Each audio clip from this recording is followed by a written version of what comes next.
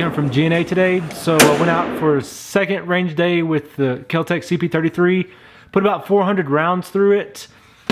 So I shot several groups with it, but I'm gonna show you this one.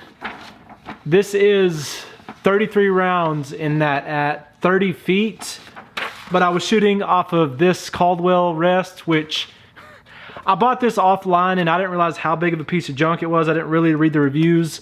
Yeah, this thing is a piece of junk, so this is basically out of the rotation. But anyways, shooting from that rest at 30 feet, I think it was, I got 33 rounds right there. So this thing is definitely accurate. There's no question about that. The one thing that I've had a problem with is that it just has a problem with chambering the first round. Now, generally after it chambers the first round, it goes through the magazine no problem.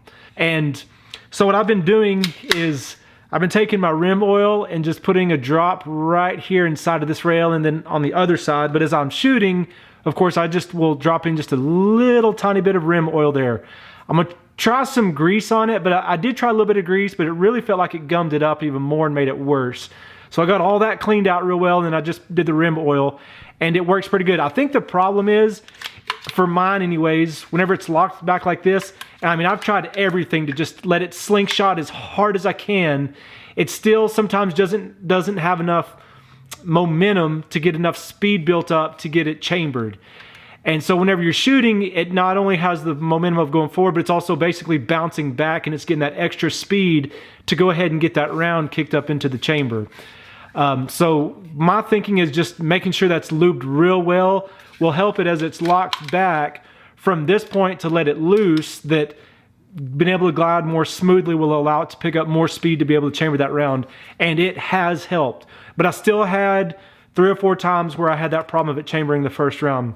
But like I said, generally, after it gets that first round chamber, it'll go through the whole mag. Unless I had some problems with Remington Golden Bullet and Winchester White Box. And Kel-Tec says in their documentation that if you use cheap ammunition, bulk ammunition, where the bullet actually can spin in the case, that you're going to have feeding issues. And that is the case with Winchester White Box and Remington Golden Bullet. That bullet will spin in the case. So that's one problem I've had. Each time I've taken this out, I'm taking the Taurus TX22 out, and I'm definitely going back and forth on these and just shooting each one, and I'm really trying to get a good grasp on doing a versus video on that. That'll be coming out fairly soon on kind of my thinking between these two guns right here. Can also figure out that the mag for the PMR actually fits perfectly into the CP33, and actually it holds the bolt open. And same thing with the mag for the CP33 will fit into the PMR, and it'll hold the slide open on that as well.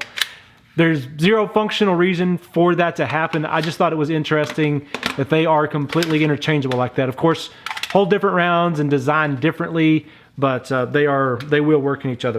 So I'm definitely gonna get out this week and put some more rounds through it and start kind of drawing some conclusions about it, and especially compared to the TX22. Both are pretty sweet handguns, but enjoying this one for now for sure. Be coming from G&A today. Thanks for watching.